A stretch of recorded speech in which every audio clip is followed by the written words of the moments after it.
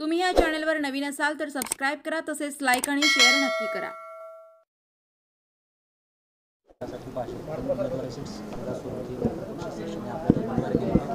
तरीही मोहिते पाटलांची नाराजी दिसते, त्यांची नाराजी दूर करण्यासाठी काही प्रयत्न आपल्या माध्यमातून पक्षाकडे होणार. नाराजीच्या विषयावर या विषयावर पक्ष योग्य तो त्यांच्याबद्दल निर्णय घेईल आणि पक्ष मला वाटते की पक्षाचे वरिष्ठ नेते त्यांची समजूत काढून त्यांना मेन प्रवाहामध्ये आणतील. मला त्याच्यामध्ये कुठेही शंका वाटत नाही. दादा, पंतप्रधानांचं आपल्याला मिळालेलं सहकार्य, आपण केलेलं काम, यामुळे आपण टॉप 10 मध्ये आले असताना कॉंग्रॅच्युलेशन म्हणून पाठिंबा देऊन अधिक मताधिक्य घेण्यासाठी प्रयत्न करणं गरजेचं असताना हा संघर्ष जो सुरू आहे याविषयी विशेष प्रतिक्रिया. तिकीट वाटपानंतर प्रत्येकाच्या कार्यकर्त्यांमध्ये थोडी बहुत नाराजी असते. प्रत्येक कार्यकर्त्याला वाटतं की आपल्या नेत्याला संधी मिळायला पाहिजे आणि त्याच्यामध्ये गैर नाही.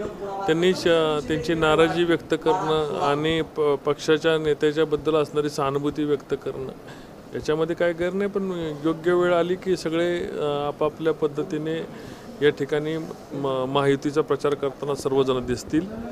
मला महायुतीचा उमेदवार करण्याच्या आधी पक्षाच्या नेत्यांना सर्वांना कळवण्यात आलं होतं की रणजितसिंह नाईक निंबाळकर यांना परत आपण उमेदवारी देतो आहे. त्यामुळे चर्चा करून मला वाटतं आदरणीय रणजितसिंह मोहिते पाटील यांच्याशी पण पक्षाची चर्चा झालेली आहे.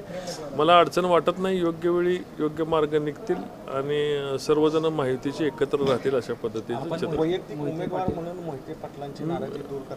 मी निश्चितपणे भेट घेणार आहे आणि मला त्याच्यामध्ये काही कुठली शंका नाही की मोहिते पाटील सहकार्य करतील असं.